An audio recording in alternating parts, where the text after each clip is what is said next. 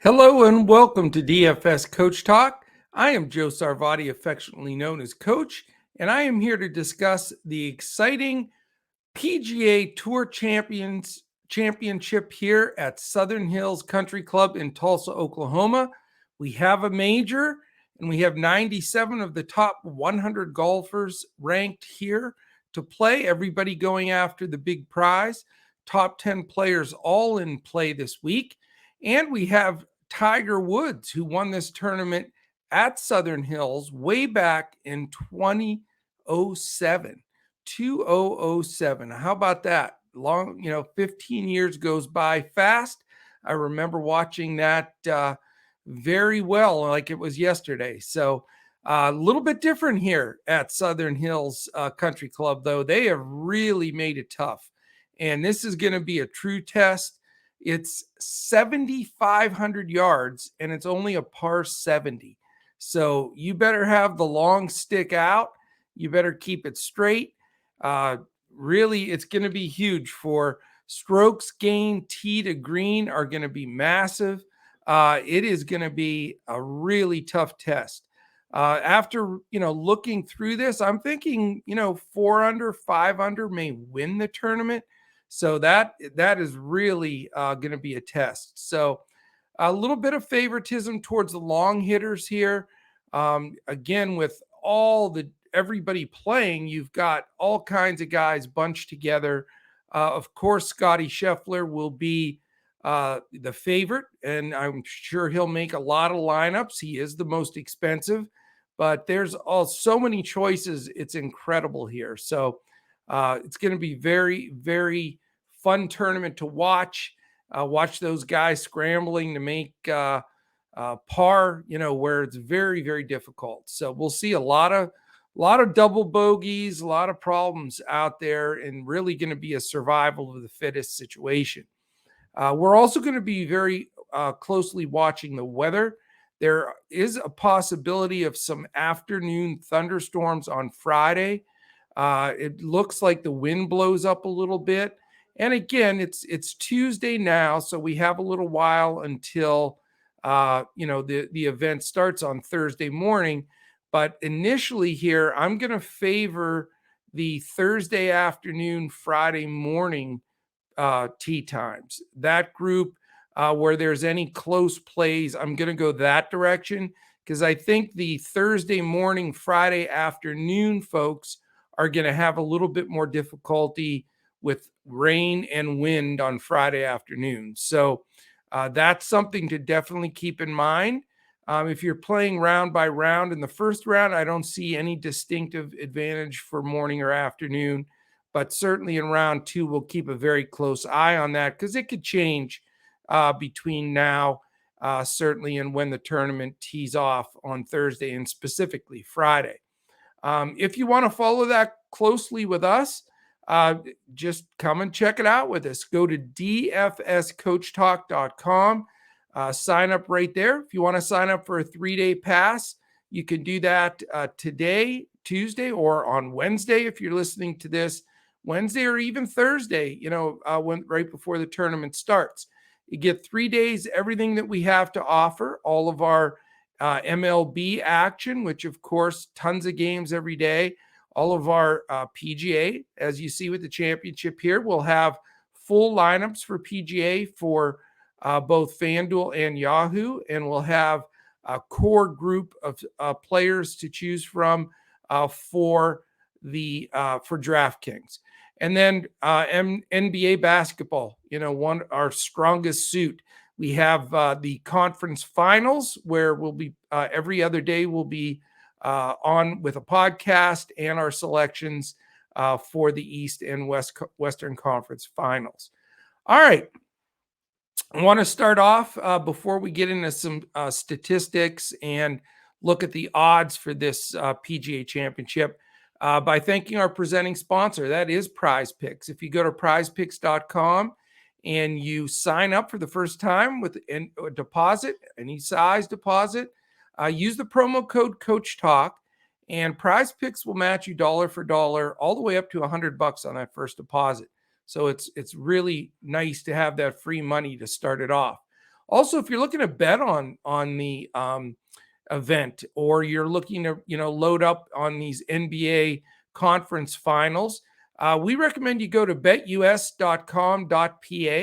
We have a great relationship with them. I've actually been with them 16 years. So very formidable sports book. They have everything you could want, great payoffs. And we have a special deal. If you sign up with betus.com.pa and make your first deposit of at least $79 and you use that to play whatever you want, then you get a free month of DFS Coach Talk.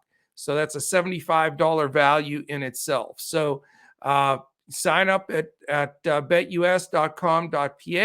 A lot of our members have already taken advantage of that, and you get the free membership time with DFS Coach Talk. So even if you are currently a member with DFS Coach Talk and you have not joined BetUS, you'll still get the free month on whatever membership you have currently. All right, let's take a look at the odds, because Vegas knows their stuff, and the odds are pretty stacked, a lot closer than I had anticipated, to be honest with you.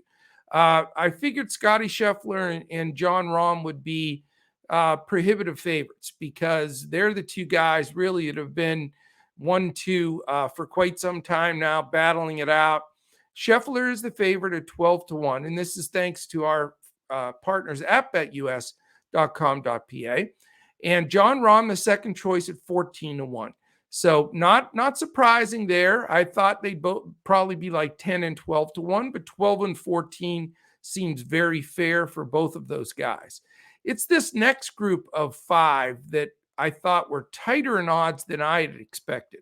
Rory McIlroy's only 16-1, Jordan Spieth 17, Justin Thomas 18, Patrick Cantley 18, and Colin Morikawa 20.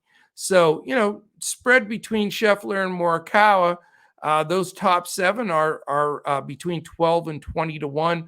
All great plays, all certainly expensive DFS-wise on all three sites, DraftKings, FanDuel, and Yahoo. But, with all of the players entered and the value plays that you can get, you still can get two of those top seven if you build your lineup right. We'll go on from there. Just this group has great chances too, and could easily be in that first group. This is an incredible event. Cameron Smith, he hasn't done anything this year except win a bunch of tournaments. He's 22-1. Xander Schauffele, who's always phenomenal in every major, it seems like, he's 25-1. The youngster Victor Hovland, who's been phenomenal, 27-1. Hideki Matsuyama, we know what he can do in majors, and he seems to be over that neck issue that was bothering him. He's 27-1. And then how about all the way down here, Dustin Johnson, 30-1. Remember the days when he was the chalk favorite in every tournament and every major? Here he is down here like 12th favorite to win the event. And then even after that, you've just got phenomenal opportunities here. Will Zalatoris at 35-1, he could step up and win. Shane Lowry's won majors in these type of situations, 35-1. The forgotten man, Brooks Koepka, 45-1. And then Joaquin Niemann, we've seen his level of play. He's terrific. He's 45-1, as is Matthew Fitzpatrick. We've got, then we'll go just a few more, but it's incredible because these guys are great players and you can get incredible odds on them. Sam Burns, who's been right in the thick of things all year, 50-1. How about Daniel Berger, 60-1? Tony Finau, he's always competing at 60-1. Corey Connors, who I've been on a lot this year, 60-1. Some guy you might have heard of, Tiger Woods, he's 60-1 as well. Don't know how healthy he is, but he's won here in 2007. So if, on this course, he's the defending PGA champion. But, we'll see if he can hold up. You never know. Max Homa, 60-1. And then it just gets nuts from there. Oosthuizen, 80. Tyrrell Hatton, 85. Cameron Young, 85. Jason Day, 85. So it's nuts. You can get some incredible odds on just about anybody you like in this event. So wide open. I favor the long hitters. I think that, whenever you're talking about 7,500 yards and only a par 70, there's some enormous 600 plus yard par fives. There's some long par fours that are going to take everything you got just to par them. So not only is it going to be very imperative to be long, but you're not going to be able to spray the ball all over the place. There's some definite trouble off the tees if you're not straight, and there's some penalizing rough around the greens. Very, very tough course, and the setup for it is going to make it even tougher. So again, if you have guys going off early and somebody shoots even or +1, you're in good shape. I mean, it is not going to be the type of course anybody's going to be scorching. And again, I predict -4, -5 is going to win this thing. So, I'm sure you can get through even with a bad, round 75 or so. You're still going to be able to rebound and be in there. So it's going to be very interesting. And again, just to repeat my earlier point, as of right now, I'm going to favor the afternoon tee times Thursday with the morning tee time Friday, because it looks as though Friday afternoon is going to be a bit of a weather issue with some thunderstorms and some wind kicking up. And one thing about Tulsa is it is flat. When storms kick up, you get some real gusty winds, and it really makes those yardages difficult. And if you're playing, into the teeth of a wind on a 600-yard plus par 5, it's not going to be a lot of fun. Same thing on some of those long par 4s. So length important.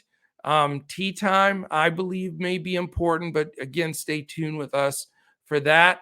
And it's, of course, everybody has to putt well if you're going to win a major, but really strokes gained tee to green are going to be the key.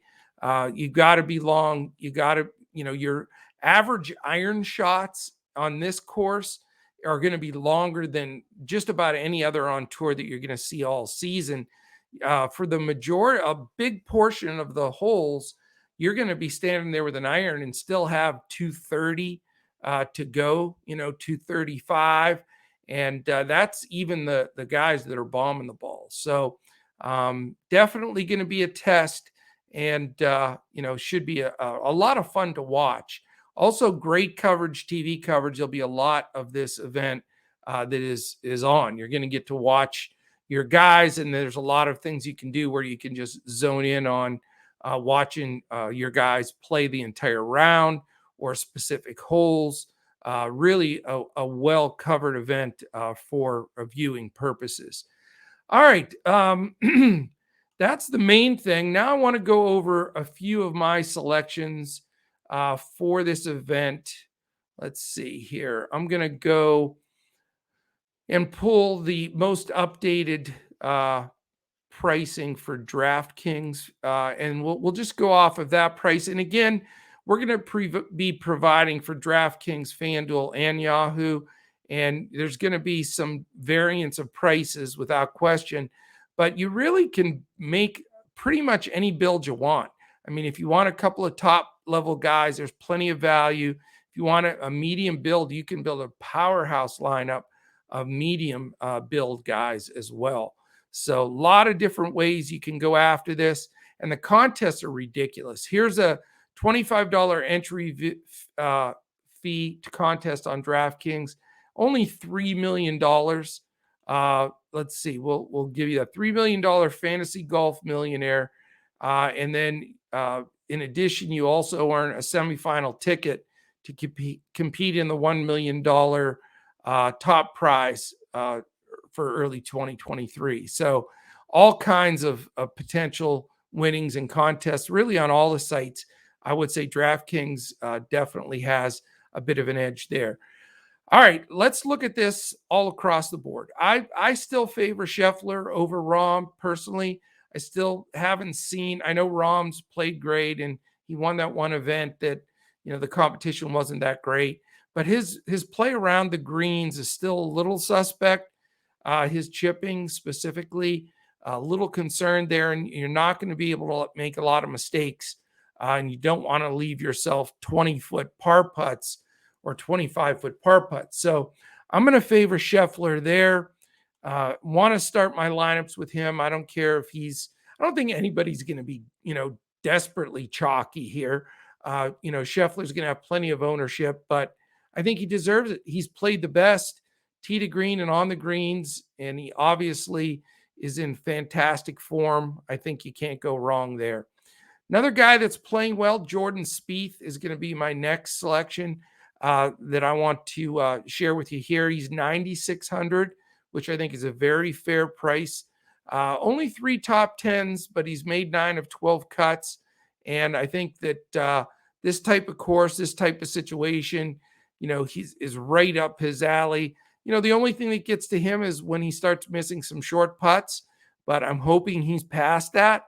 If he doesn't have that to jump up and bite him, I think he'll be right square in the mix here. Also, a sort of a forgotten guy that I'll play quite a bit is Patrick Cantley. And I know that he's not had a Patrick Cantley kind of year, if you will, to this point, but he's due. I mean, he hasn't played a lot. He's made 7 of 8 cuts, but guess what? 5 top 10s out of those 7 cuts that he made. So he's right there. I mean, he's right there. Don't be surprised if he's not a top 10 here as well. I think he's a super, super buy at 9,100, and he may get some of my play to win the event as well. I just think it makes perfect sense. Let's talk about a couple of value plays. I think that really deserve some attention here. Some guys that have played very well this season. One of them being Taylor Gooch. He's made 12 of 16 cuts, 4 top 10s, and he's just been grinding it all year, playing really steady golf. He's long off the tee. I think his game fits into this mix very well, and I think you can definitely consider him. A couple other guys, I think that are going to fly under the radar. They will get pretty low ownership that have a chance here. A guy, Christian Breesenhout, a lot of guys don't really pay much attention to him, don't know much about him. He's just made 12 of 14 cuts, and he's been very consistent. He just hasn't made that leap forward to get into the top 10, but he's only 7K. I feel real comfortable with him making the cut. The key with him will be as a value play. If once he makes the cut, can he make forward motion and get a top 20? I think, at that price, if he gets you a top 20, I think you have to feel really good about it. Another guy that I'm going to throw out there that has sort of been not talked about much recently, and he hasn't been super hot, but he's cheap. He's 6,900, and that's Chris Kirk. Chris Kirk's got 2 top 10s, 9 of 15 on cuts, and he's a guy that will hit it long and straight. He's a guy that can get hot on the flat surface, and I think he's a guy you got to consider. And the last guy I'll throw out there value-wise is Sebastian Munoz. We've seen what he's done. He's been red hot lately. He can go very low. And again, very low on this course is going to be, not that low, but I think he can be right in the mix. Again, a guy that's 11 for 16 cuts, 4 top 10s, and just seems to have really gotten into a groove. I think he's a terrific play. I really do. Let's see. Do we want to give out anybody else here that jumps out there? There are some real long shots here that you can consider. I'll go throw one more. $6,600 Keith Mitchell. He's a guy, again, nobody knows much about, super low owned, but 11 of 15 cuts, 4 top 10s, and just seems to really have played good golf on a consistent basis throughout the year. So those are really the key guys. The difficult fades for me here. I really have a difficult time fading Morikawa because he's just such an incredible player. I mean, 11 of 12 cuts, 7 top 10s, and he's always in the thick of it. I mean, as far as talent goes, he's got everything. There's just no weaknesses. So he's a guy, if I had to flip and, replace Spieth, it would probably be with Morikawa. He's a really, really difficult fade. The other guy, and I know it sounds ridiculous, but Dustin Johnson, I'm probably not going to play him. He's too risky for me. He drives me crazy because he can blow up so easily. But the damn guy, when he's on, he can win anything at any time. I mean, he's just as long as anybody. And he hasn't played much golf either. 6 of 8 cuts with the top 10. But, this is the kind of course if he gets hot with the putter, he's going to have, some better irons in with his long length off the tee. So, a danger, somebody to think of that's probably going to be lower owned in a major than he has been maybe ever at this point in his career. So, but for me, the core group that I'm going to stick with are Scheffler, Spieth, and Cantley. I think you can't go wrong there. And it's not that difficult to build out a lineup from there, with the value that's in there. All right, that is really the gist of it. I just wanted to, give out some plays, sort of set the format for the event. Real quick look at the updated weather. Thursday, again, partly cloudy, 92, 15 to 17 mile-hour winds, but consistent throughout the day. So, again, I don't think that's going to really be big. Friday's the big thing, though. Morning looks pretty good. Afternoon, there's a 40% chance of thunderstorms. So again, not humongous, but enough that even if it doesn't rain and it kicks up a little wind, looks like it'll be about 10 mile an hour winds early Friday and then 18 plus mile an hour winds Friday afternoon. Again, that'll have to do with some of the storms. And in that part of the country, when you're dealing in Oklahoma, Texas, northern Texas, it all has to do with when those storms develop and then the winds blow through. So we'll be following that very closely. Shouldn't have any trouble on the weekend, though. Saturday and Sunday. Saturday, actually, a really nice cool break, only 62, which is phenomenal weather for that part of the country. And then 72 and sunny on Sunday. So they should have a great weekend to finish. Little dicier on Friday. And a little warmer on Thursday and Friday than it will be through the weekend. So we'll keep a close eye on that. We've got the futures, that we went over for wins in this event. And again, it's Southern Hills, but it's going to play different. And looking through the results from 2007, there's really nobody in there. I mean, 15 years doesn't seem like that long, but it's a long time. Looking up and down that leaderboard, it's like everybody's gone really other than Tiger Woods. So there's not a whole lot to compare to. I will say that Scheffler played a practice round at Southern Hills about a week and a half ago, and he shot 64. Now, it wasn't set up the way it is now. It could be a bit of an aberration to what he'll shoot there, the way the course is going to be set up for this event. But the bottom line is he played a practice round there and he loved it. And hey, he's number one for a reason. And I'm dialing him up.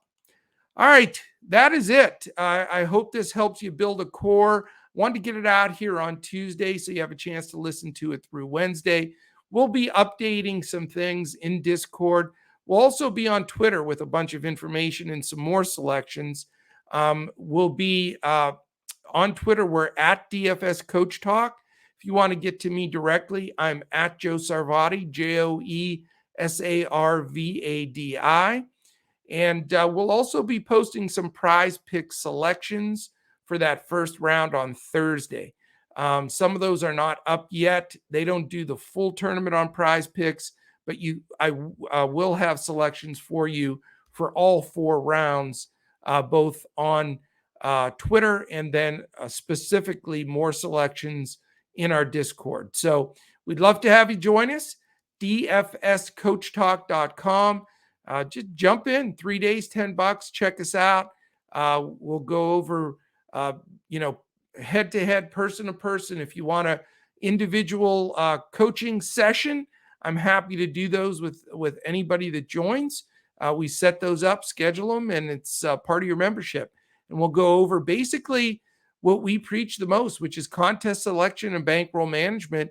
And then we'll get into how we're building those lineups, because I think that's where a lot of people go wrong in this industry, to be honest with you. So we want to help you get over the hump. If you're having some difficulty, or you find yourself reloading and there's not consistency, we would love to help you turn the corner there in all of our DFS sports.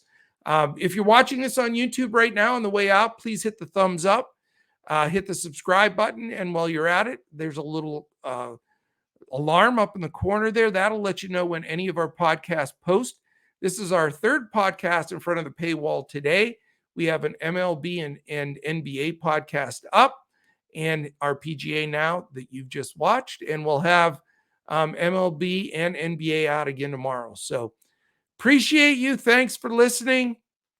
And we'll have lineups, by the way, on Friday in our Discord for weekend only.